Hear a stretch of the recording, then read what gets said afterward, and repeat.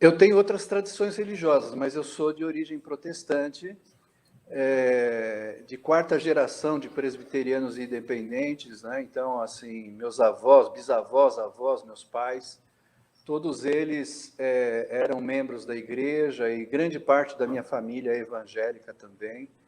Então, eu me sinto privilegiado nesse sentido, porque recebemos uma herança, né, bíblica extremamente importante, e isso foi fundamental, né? Fundamental para a minha formação, porque o meu bisavô era aqueles copultores de Bíblia, né, uma palavra meio estranha, Uhum. mas é que no começo do protestantismo no Brasil, aqueles que iam pregar o evangelho, que nem chamavam missionários, mas subiam no cavalo e saíam de sítio a sítio e Uhum. fazenda, vendendo Bíblias e pregando o evangelho. Meu bisavô foi um desses precursores aí, né, que naquela rota do café, né, onde o protestantismo teve um crescimento bastante grande.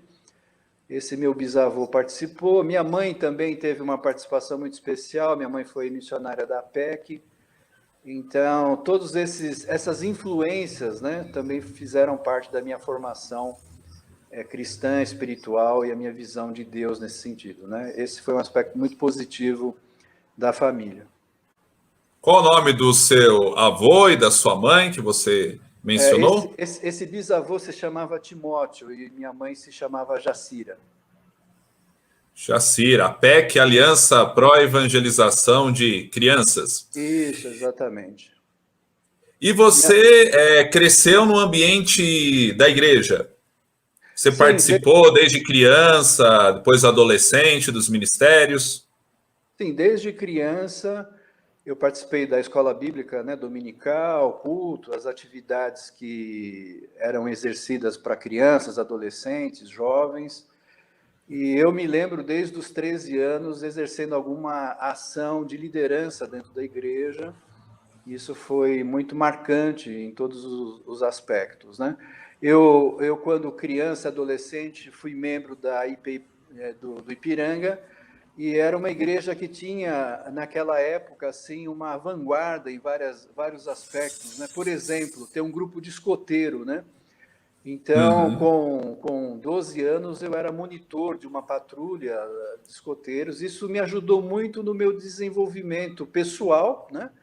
Porque eu era Uhum. muito tímido, muito retraído, e isso me ajudou extremamente, foi extremamente importante a igreja na minha formação pessoal, na questão, evidentemente, espiritual, e na questão de formação de caráter e tudo mais, né?